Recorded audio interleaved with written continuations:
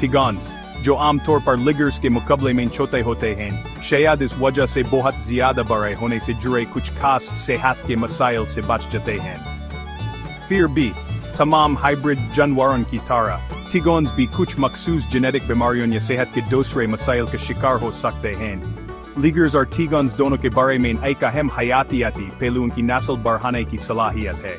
In hybrid बारी billion में नर तकरीबन हमेशा बांझ होते हैं, ताहम मादा लिगर्स और मादा टिगॉन्स कभी कभी बच्चे पैदा करने के काबिल होती हैं। इसका मतलब है कि वो कभी कभार कामयाबी से नस्ल बढ़ा सकती हैं अगर उनका मिलाप एक खलीस नस्ल के नर शेर या खलीस नस्ल के नर टाइगर से हो। चौथा हिस्सा ताकत का सवाल और इख्तितामी ख्यालात। अब हम उस बहुत दिलचस्प सवाल पर आते हैं जो बहुत से लोग पूछते हैं, इन दो शानदार हाइब्रिड्स में से कौन ज्यादा ताकतवर है, लिगर या टिगॉन?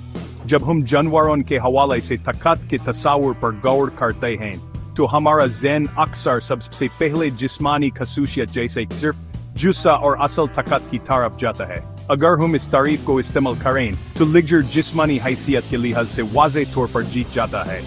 लिगर्स पूरी दुनिया की सबसे बड़ी बिलियन का किताब रखते हैं, वो टिगॉन से कहीं ज्यादा बड़े होते हैं। ये जबरदस्त जिस्मानी जुस्सा कुदरती तौर पर उन्हें बहुत ज्यादा काबिल खौफ ताकत देता है। लेकिन ताकत का ख्याल सिर्फ सबसे बड़ा या सबसे बड़ी होने से तय नहीं होता।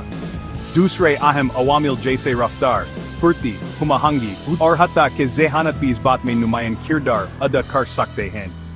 जबकि लिगर अपने बड़े जुस्से की वजह से बिलाशुबा बहुत मजबूत होता है, एक टिगॉन जो आमतौर पर छोटा और हल्का होता है शायद ज्यादा फुर्तीला हो या अपनी हरकत में तेज हो। टिगॉन्स का जिस्म आमतौर पर ज्यादा गाता हुआ और शायद ज्यादा वर्जिशी साख का होता है। इसलिए अगर ताकत की तारीफ तेजी और फुर्ती से की जाए तो टिगॉन को उन पहलुओं में कुछ फायदे हासिल हो सकते हैं।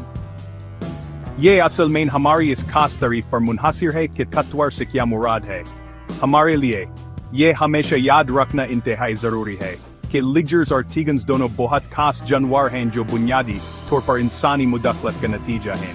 वो आमतौर पर कुदरती जंगली माहौल में पैदा नहीं होते क्योंकि जैसा कि हम जानते हैं शेर और टिगर दुनिया के मुख्तलिफ खुराफी खित्तों में रहते हैं और उनके सामाजिक ढांचे और तर्ज जिंदगी भी बड़ी मुख्तलिफ हैं जो कुदरती तौर उनकी आपस में नस्ल कशी को रोकते हैं।